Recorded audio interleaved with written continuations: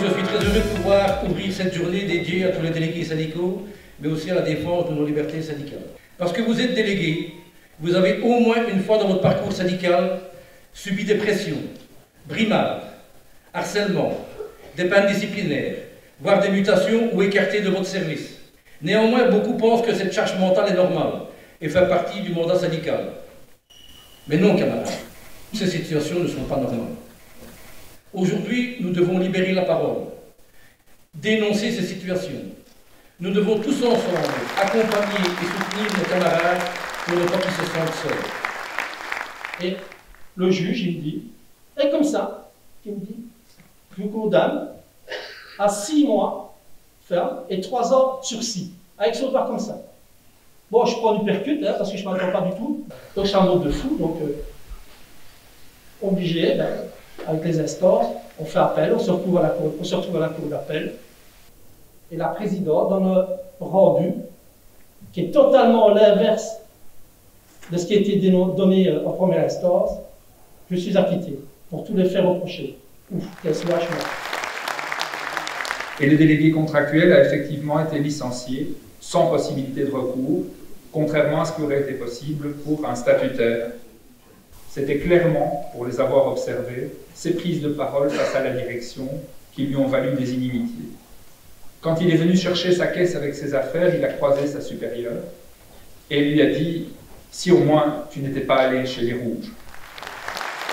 On s'est retrouvé à maintes reprises, 6-7 fois, si ma mémoire est bonne, devant les tribunaux, suite aux astreintes. Mais on n'est pas devant un tribunal du travail. Pourtant, on est dans un conflit social. On est devant un tribunal civil. La délégation est importante, mais pas que la délégation. C'est l'ensemble des travailleurs, c'est le rapport de force qu'on peut mettre dans une entreprise. Quand on licencie quelqu'un de manière abusive, c'est déjà arrivé, et que l'ensemble des travailleurs s'arrêtent et qu'il dit si vous licenciez cette personne, on s'arrête aussi, je crois que c'est ça qui est le plus important. Et donc, ne nous regardons pas en chien de faïence, comme c'est arrivé parfois avec les gilets jaunes, ne nous regardons pas comme ça, comme c'est arrivé avec des activistes climat. Je pense justement que l'union fait la force, l'union entre les syndicats, l'union entre la société civile, l'union entre les différentes personnes.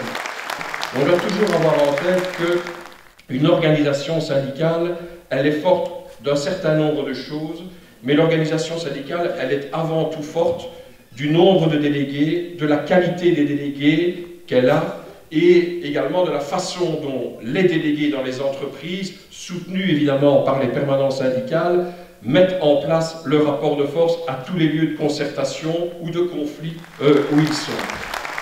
Le programme du gouvernement MR engagé s'attaque aux droits fondamentaux, c'est-à-dire à ce qui doit être la colonne vertébrale d'une société dite démocratique. Le droit à une vie digne et à un emploi de qualité, le respect de l'égalité des droits, le droit d'être protégé contre les discriminations, le droit à un logement décent et le droit évidemment à des services publics de qualité. Voilà le rôle des syndicats. Voilà le rôle de nos délégués. Votre rôle, chaque jour, c'est de se battre pour le droit des travailleurs et des travailleuses. Si aujourd'hui on attaque les organisations syndicales, on le sait, c'est d'abord et avant tout pour ce qu'elle représente et pour ce qu'elle est, la FGTB qui est attaquée. Pour la bonne et simple raison, c'est qu'il y a dans ce pays une seule organisation qui est à la fois de masse et de gauche. Nous avons dès lors nos responsabilités à prendre et nous sommes en mesure de faire changer les choses. Camarades, aujourd'hui, vous avez aussi entendu les témoignages des différents représentants des secteurs et centrales qui vous ont clairement démontré, à travers des exemples concrets, les attaques sur nos libertés syndicales. Nous devons nous dire qu'au regard des dernières élections et des coalitions qui se forment, ou vont se former pour les prochains gouvernements, nous resterons sans nul doute une cible, je dirais même la cible. Alors camarades, cette journée ne doit pas rester unique, mais elle doit perdurer dans le temps.